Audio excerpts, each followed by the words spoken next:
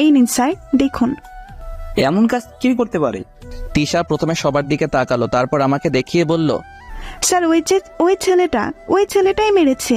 Sir তখন আমাকে দাঁড় করালেন আর বললেন, এই তুমি এই কাজ করেছো? স্যার আমি তো এইসবের কিছুই জানি না। স্যার ওই শয়তান ছেলে মিথ্যা কথা বলছে, ওই আমাকে প্রেমপত্র দিয়েছে।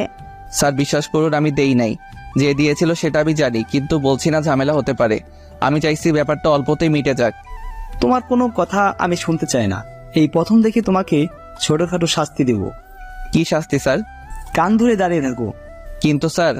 কি এই শাস্তি ভালো লাগে নাই? তাহলে চলো তোমাকে নিয়ে প্রিন্সিপালের কাছে যাই। না স্যার ঠিক আছে, আমি কানে ধরছি, আর কিছু করার নেই। যার জন্য কানে ধরলাম সে আমার দিকে হা করে তাকিয়েছিল। যাক, শত্রু তো বাড়ালাম না। যার জন্য কানে ধরলাম সে আমার বন্ধু হবেই।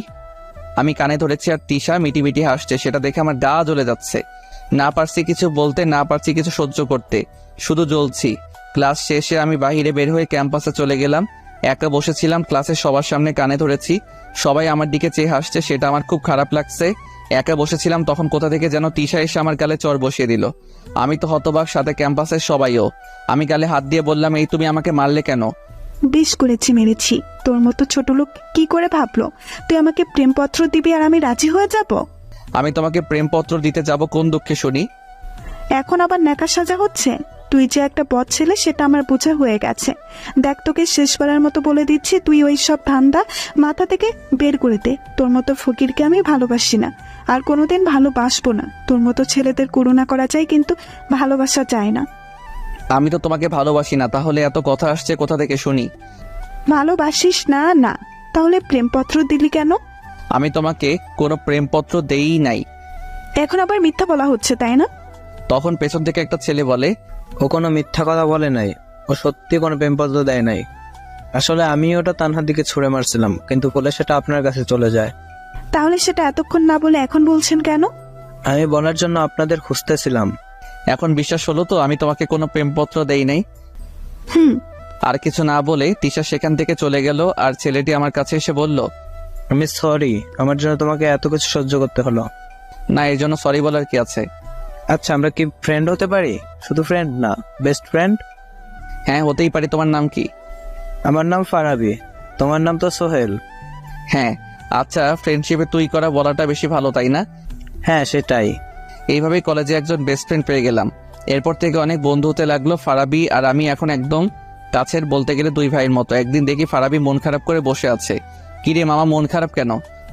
আর বলিস না, আমি তানহাকে এত ভালোবাসি, কিন্তু আমি সেটা এখনো তানহাকে বলতেই পারলাম না। তুই তো একটা গাধা, তাই বলতে পারিস নাই। আচ্ছা কাল কলেজে চল, আমি সব ম্যানেজ করে দিব। কিভাবে কি করবি দোস্ত? সেটা কালকে দেখতে পারবি। পরদিন কলেজে ফারাবি আর আমি অনেক আগেই কলেজে চলে এসেছি। দেখি তানহা আর ওর বান্ধবীগুলো আসছে। আমি তানহার সামনে গিয়ে বললাম, তানহা তোমার সাথে আমার কিছু কথা ছিল। জি বলো, কি কথা? দেখো, বেশি ঘুরিয়ে পেঁচিয়ে বলতে পারবো না, আমার বন্ধু ফারাবি তোমাকে ভালোবাসে।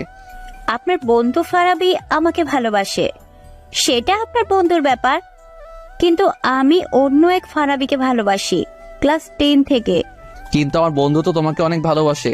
প্লিজ ফারাবিকে ফিরিয়ে দিও না। সরি, আমার পক্ষে সম্ভব নয়। আমি মন খারাপ করে ফারাবির কাছে চলে গেলাম। তারপর, দোস্ত তুই তানহাকে ভুলে যা। কেন? একথা কেন বললি? তানহা নাকি অন্য কোনো এক ফারাবিকে ভালোবাসে। দাঁড়া, তানহার মজা বের করতেছি। গত 1 বছর যাবত আমি ওর পেছনে ঘুরছি। ফারাবি গিয়ে তানহার সামনে দাঁড়িয়ে, এই তোমার পেছনে ঘুরছি আর তুমি অন্য কোনো ফারাবিকে ভালোবাসো? না মানে, আমি অন্য কাউকে ভালোবাসি। আর এই কথা তোমাকে কে বলেছে শুনি? কেন? আমার বন্ধু বলল তুমি নাকি অন্য কোনো ফারাবিকে নাকি ভালোবাসো।